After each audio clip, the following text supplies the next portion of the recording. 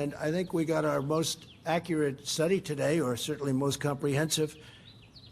Think of the number, 2.2, potentially 2.2 million people if we did nothing, if we didn't do the distancing, if we didn't do all of the things that we're doing.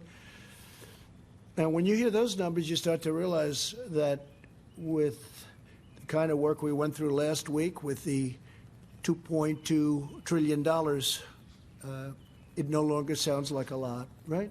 So you're talking about, when I heard the number today, first time I've heard that number, because I've been asking the same question that some people have been asking, I felt even better about what we did last week with the $2.2 trillion, because you're talking about a potential of up to 2.2 billion, and some people said it could even be higher than that. So you're talking about 2.2 million deaths, 2.2 million people from this.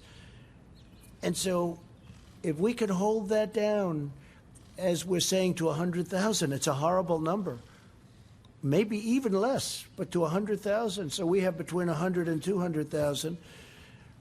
We all together have done a very good job. But 2.2 up to 2.2 million deaths, and maybe even beyond that, I'm feeling very good about what we did last week. Yes, please, go ahead, please. Mr. President, given that you're extending these guidelines, was floating Easter a mistake, do you think? And no. Does this? Can you tell us why? And then, it was just an aspiration. We actually will be hitting potentially. This was with our meeting before. On Easter, we probably, well, that could be a peak. That could be a peak period. That could be the peak. Sadly to say, that could be the peak number of deaths before it starts coming down.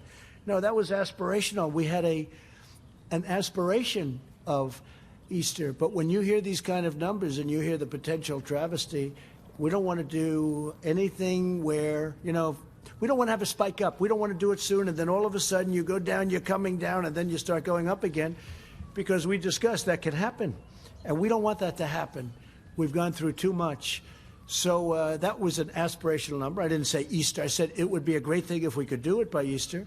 And we know much more now than we knew 2-3 weeks ago. Easter should be the peak number, and it should start coming down, and hopefully very substantially from that point. Okay, thank you. Please. OAN. Jen Pellegrino with OAN. Yes. Thank you, sir. Mr. President, your approval ratings have been the highest they've ever been, as well as the ratings on your handling of the virus. Yet there are some networks that are saying they're debating whether or not to carry these briefings live. Do you think there's a link between the two? Well, I don't know. I know that, well, that's a nice question. Thank you very much. Yeah, I don't want high approval ratings for this. I wish we could have our old life back. We had the greatest economy that we've ever had, and we didn't have death. We didn't have this. We didn't have this horrible scourge, this plague, you call it whatever you want, the virus. But we're working very hard. That's all I know. You know, I see things, I see numbers. They don't matter to me. What matters to me is that we have a victory over this thing as soon as possible. When you hear that 2.2 million people could have died if we didn't go through all of this, and now the number will be, you know, a much lower number. Hopefully it's going to be the numbers that we're talking about. So I appreciate it very much. But, you know, what I want is I want our life back again. I want our country back. I want the world back. I want the world to get rid of this. This, again, 151 countries. And we're going to do it. We're going to have a great victory. We're going to have a great victory. Go ahead, please. Sorry, bud. Yeah, thanks.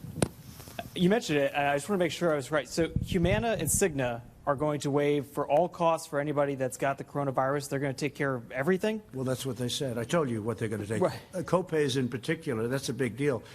Insurance companies don't do that, and I appreciate it. Humana and Cigna, they should be getting a lot of credit for that. Will there be other companies? Just those two? Well, those two are getting a lot of credit right now for it, and they should, because it's something that, it's a lot of money they're waiving.